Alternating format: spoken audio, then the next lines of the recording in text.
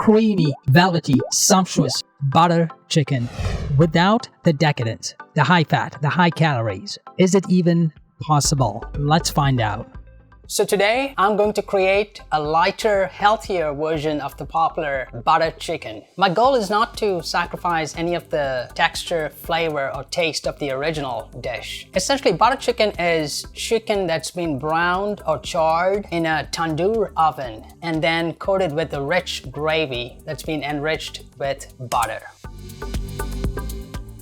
The original recipe tallies at 504 calories, a whopping 46 grams of fat and 26 grams of protein per serving that contains 4 ounces of chicken.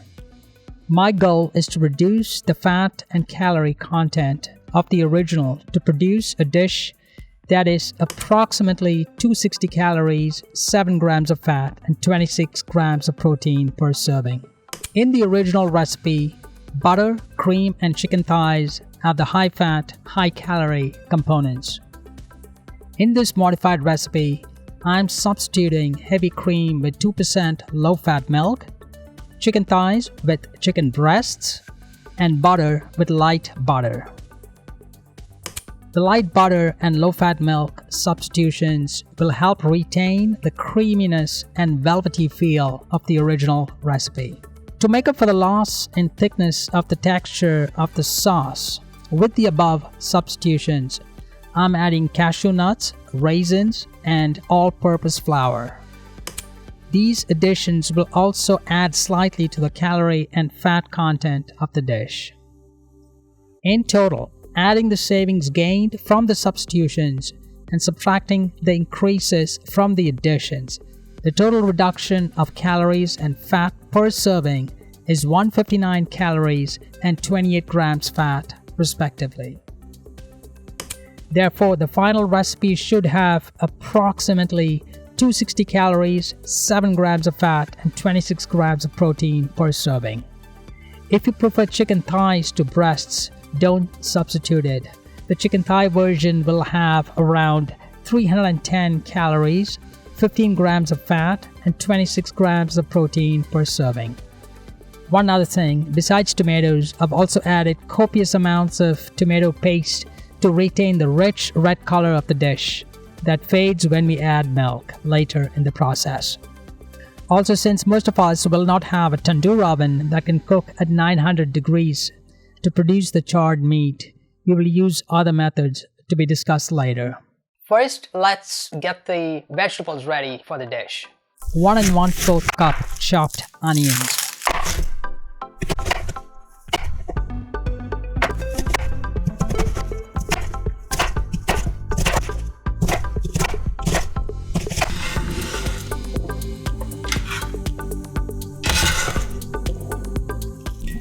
2 tomatoes.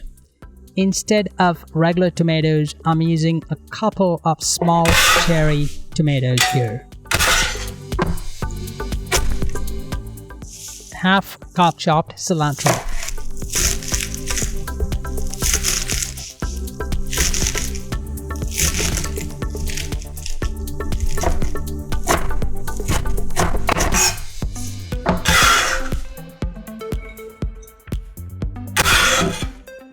'Now it's time to get the chicken ready for the dish.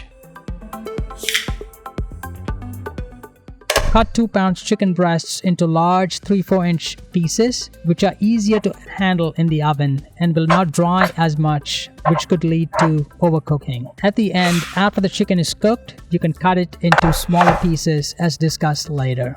In a large mixing bowl, combine the 2 pounds chicken breasts cut into 3-4 inch pieces, 3 tablespoons plain low-fat yogurt, 1/2 teaspoon red chili powder,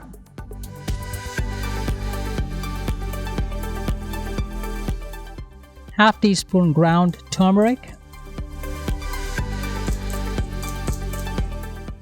1/2 teaspoon salt, and 1 teaspoon oil. Mix well until chicken pieces are fully coated.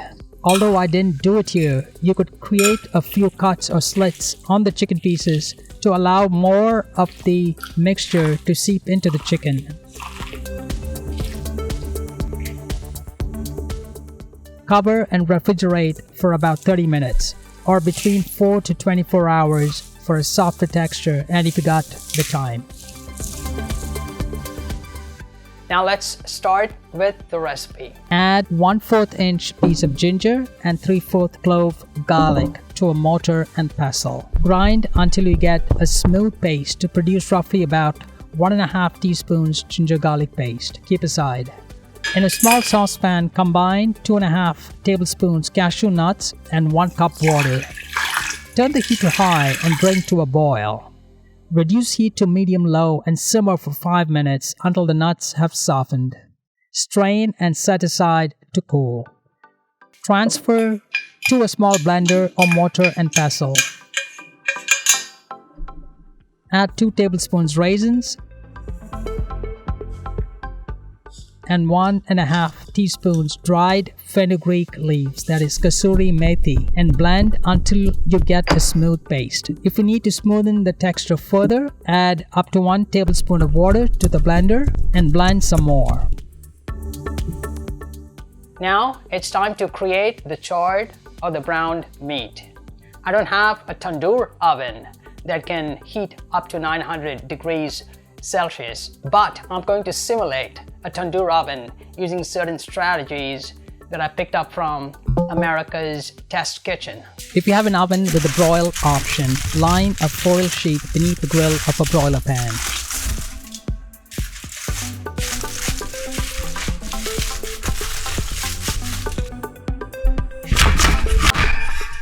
Place the marinade-coated chicken pieces on the grill off the pan.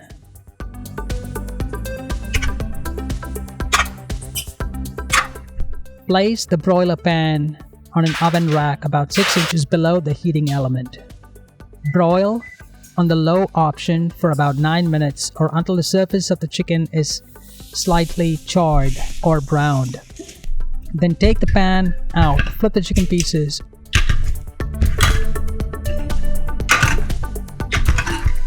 and broil for another 8 to 9 minutes until both sides are slightly charred. Keep aside.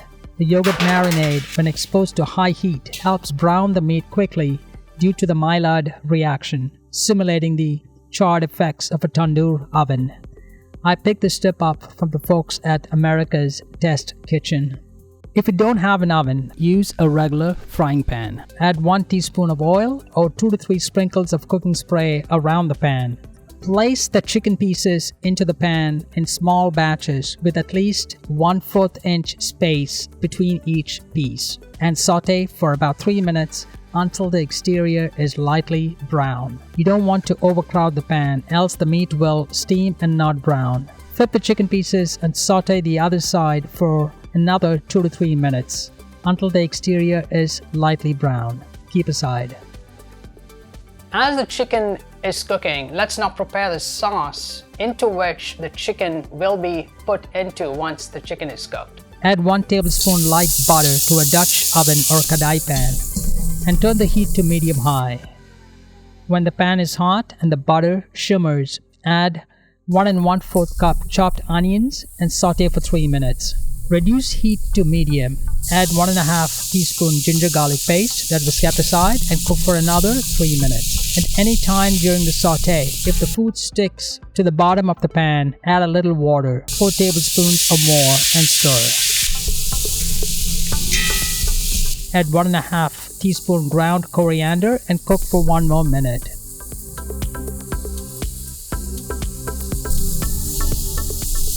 Add 2 tomatoes, finely chopped,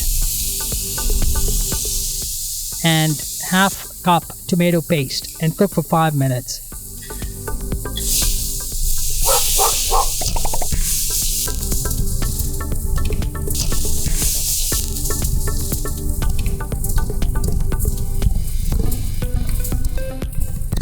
Stir in 2 tablespoons cashew paste that was kept aside, 1.5 teaspoons brown sugar, half teaspoon ground cumin, and half teaspoon chaat masala. Cook for 1 minute.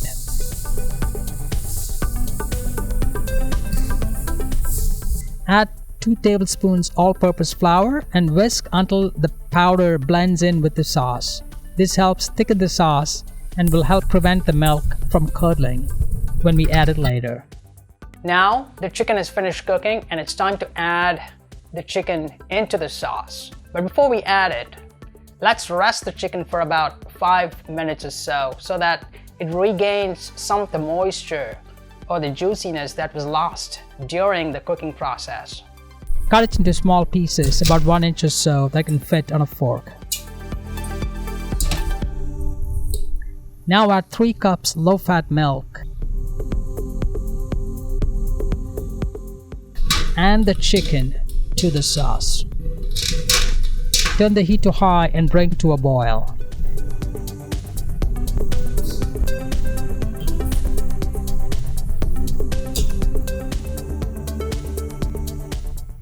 Reduce heat to medium-low and bring to a simmer. Add the remaining 1 tablespoon of light butter into the sauce and whisk until the butter blends in with the sauce. Simmer for 8 minutes or until the chicken is tender, stirring periodically to blend everything together. Now taste the flavor. If it is too dull, add up to half teaspoon or more of salt. If it is too sour with all of the tomato we added, add up to half teaspoon or more of sugar. Stir in 1/4 cup chopped cilantro into the mixture and turn off the heat. Let it sit for about 5 to 10 minutes and then transfer to a serving bowl. Garnish with a sprinkle of the remaining 1/4 cup of chopped cilantro. Now it's time to taste the recipe. What I'm looking for are 2 things. Number 1, does it have a thickness to the sauce? And number 2, does it have a velvety feel? Both of these traits were unique to the original butter chicken.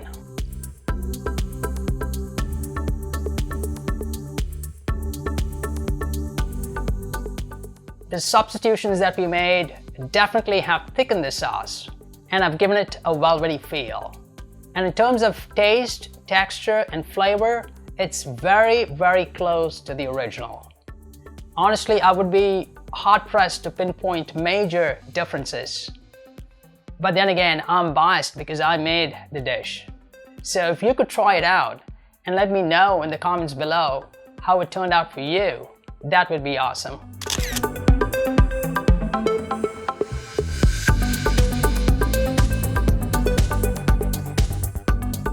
Thanks for watching. If you found this video helpful in any way, don't forget to click the like button. And I'd recommend you check out one of the videos listed on the screen, just like this one. And I'll see you in the next video.